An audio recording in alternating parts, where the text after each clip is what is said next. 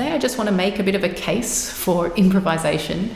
And I studied improvisation at university. That was my major, improvised voice. And I've worked with actually quite a lot of classical musicians who want to learn how to improvise. And I know from teaching these musicians how terrified they are of the idea of improvising. And the same goes for some of the students I teach who are doing contemporary or pop music. They are very scared about the idea of making something up on the spot, which is what improvisation is, I guess. It's making something up on the spot.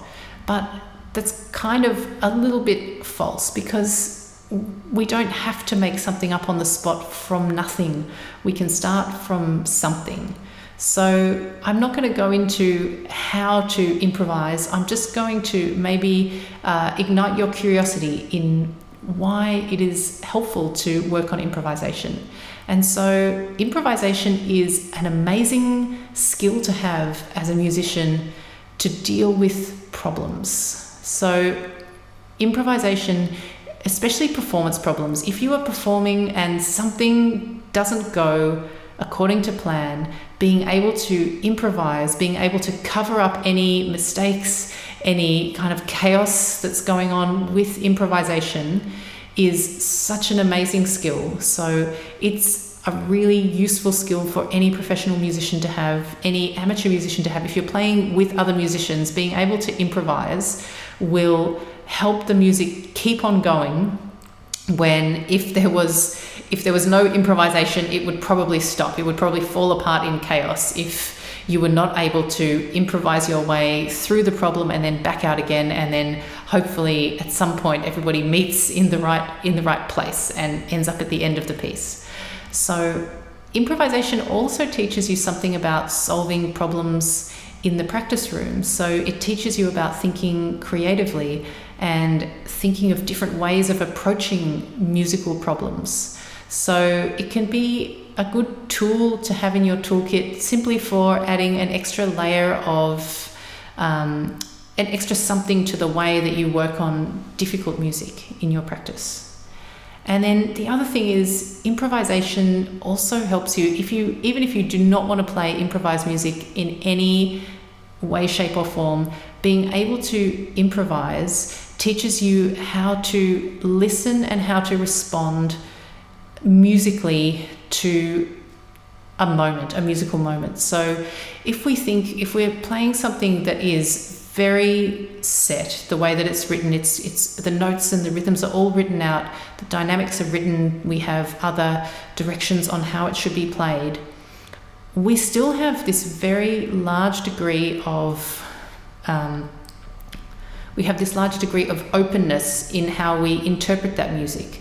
And improvisation helps you to access the creative part of yourself that is going to allow you to give a very personal interpretation of the music.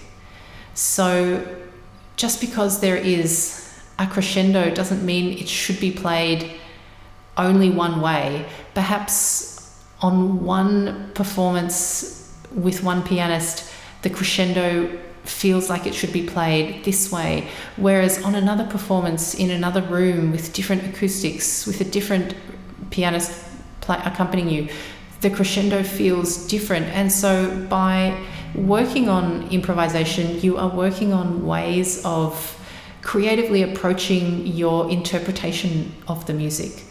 And improvisation doesn't have to be this totally scary thing, and you never have to improvise in front of other people if you don't want to. And improvisation can be as simple as taking 3 notes of a scale or 3 notes of an arpeggio and playing them in order, playing them in a different order, playing them fast, playing them slow, playing them in 1 octave, playing them in a higher octave, playing them in the highest octave, and then eventually those 3 notes can become something else. So that is, in essence, the improvisation can be as simple as taking 3 notes and playing them in any way you want.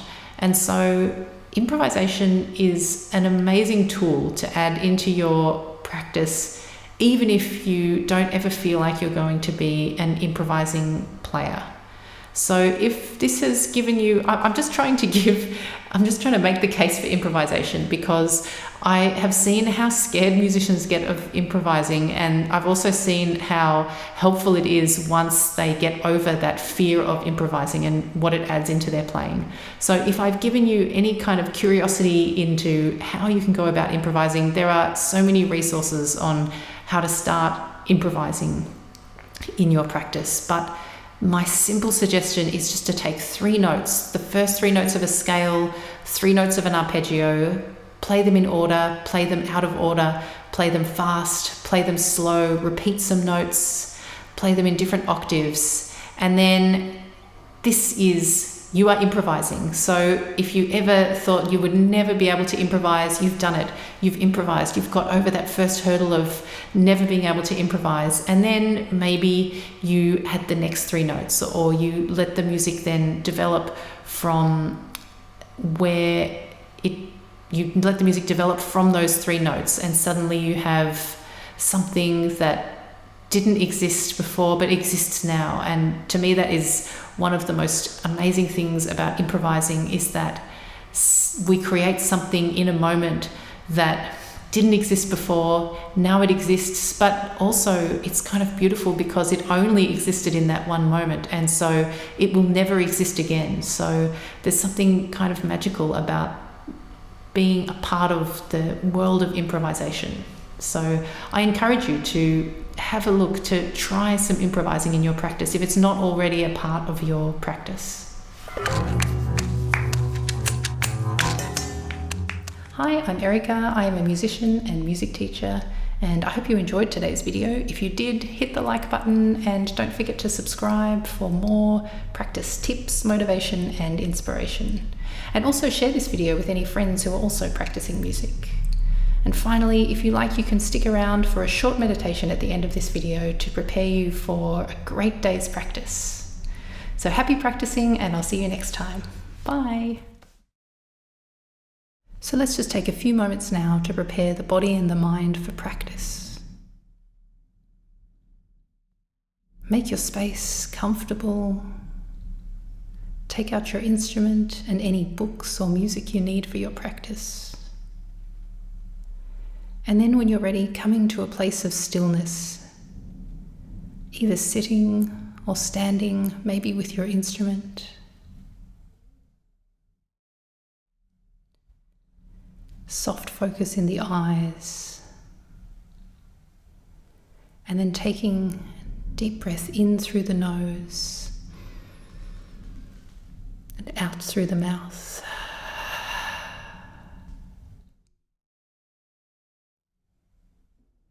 Then another inhale, and with the exhale, closing your eyes.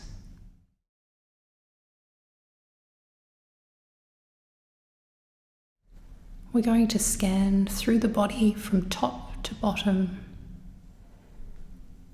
just watching as any tension in the body releases, melts away. Starting at the top of the body, the head, the forehead, the point between the eyebrows, the cheekbones, the lips, tongue, the neck, all the tension releasing, melting away.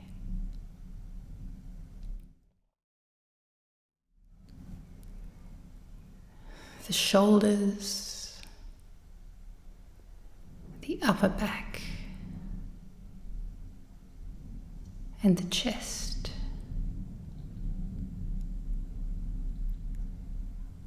The upper half of each arm, the lower half of each arm, the wrists, every muscle in the hands, and in each finger, down each joint all the way to the fingertips, relaxing, releasing, diaphragm, the lower back, the area of the pelvis,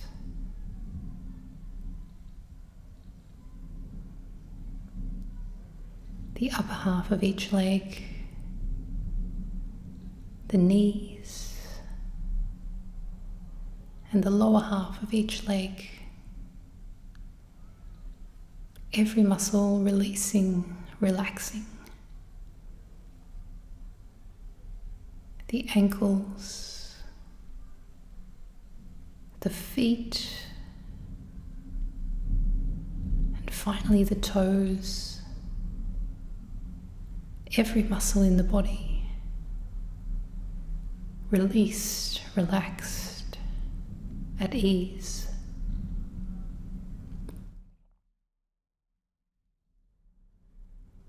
And then just sitting for a moment, taking another few breaths in through the nose, out through the mouth.